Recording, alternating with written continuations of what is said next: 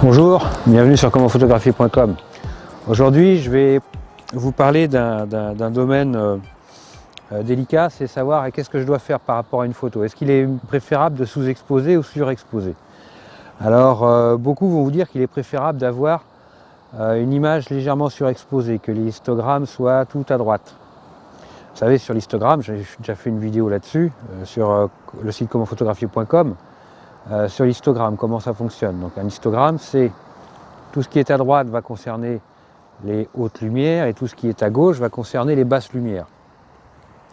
Et puis dès que ça monte, ça va être plus, c'est pour donner plus le nombre de pixels. Plus il y a de pixels dans une teinte donnée dans les noirs, vous aurez une courbe très haute. Si vous avez très peu de pixels dans les noirs, vous aurez une courbe très basse.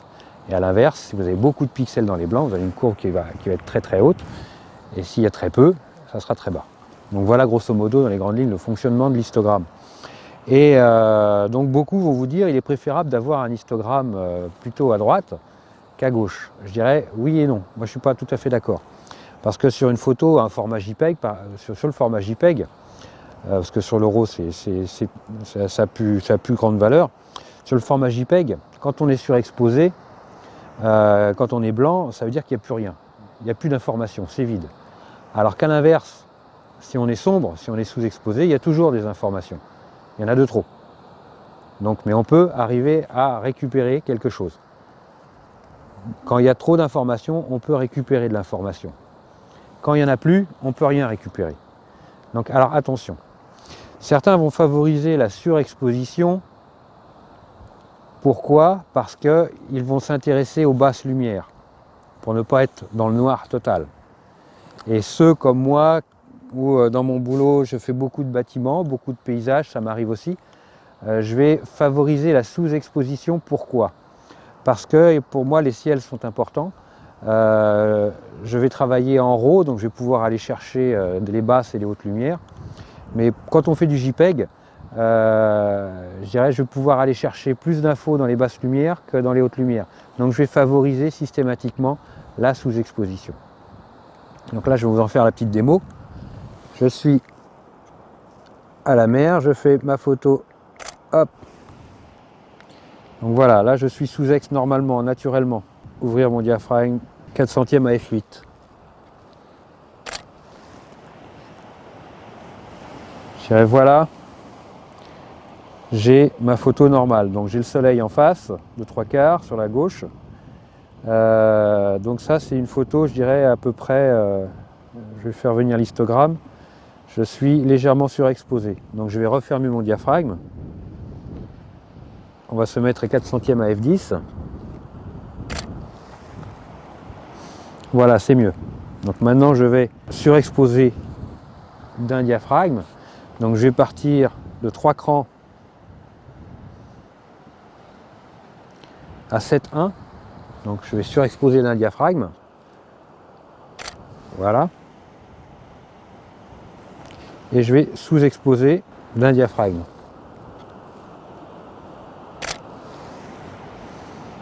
Voilà. Et voyez maintenant en post-traitement, pour moi il sera plus facile avec la photo sous-ex de revenir au résultat de la photo normale, et à l'inverse, avec la photo surexposée d'un diaph, je ne parviens pas à revenir au même résultat. Le soleil est définitivement cramé et je ne parviens pas à récupérer ça. Donc faites attention. Je dirais c'est pas une règle définie. Je ne dis pas il vaut mieux sous-exposer que surexposer. Je dirais c'est dans la majeure partie des cas, il est souvent préférable de sous-exposer. Il est préférable de faire une sous-exposition par rapport à la surexposition. Mais ça, c'est adapté en fonction de vos besoins. N'oubliez pas ça. Si jamais vous voulez favoriser les basses lumières, surexposez. Ok? Mais bon, en règle générale, faites confiance à votre appareil. Il est fabriqué pour vous donner une bonne exposition. Mais il arrive qu'on ait besoin de l'outil de correction d'exposition et de modifier les choses. Donc c'est pour ça que moi, je suis souvent amené à sous-exposer plus que surexposer. Voilà pour ça. Alors n'hésitez pas à nous faire partager de vos expériences dans le domaine, parce que si jamais vous avez, plus des besoins de surexposition, utilisez les commentaires, faites-nous partager votre expérience, parce qu'en même temps, c'est important de connaître votre avis et de savoir dans quel cas vous avez des besoins particuliers. Donc ça, c'est l'objectif du site commentphotographier.com, c'est d'être très ouvert et que tout le monde puisse donner parler de ses expériences et partager avec tout le monde. Moi, je ne demande que ça, que tout le monde puisse avancer ensemble. Voilà, écoutez, merci de me suivre. N'hésitez pas à vous inscrire à la newsletter. Profitez des bonus, les vidéos bonus gratuites, où vous avez, je vous montre comment réussir des portraits de qualité professionnelle au flash et avec un réflecteur et en lumière naturelle. Et comment enlever le bruit sur des fichiers RAW sur Lightroom. Et puis le livret gratuit en bonus pour savoir quel appareil photo acheter en fonction de nos besoins photographiques. Compact, bridge, hybride, réflexe, je vous dis tout dans ce petit livret. Merci à tous et à très bientôt sur commentphotographier.com.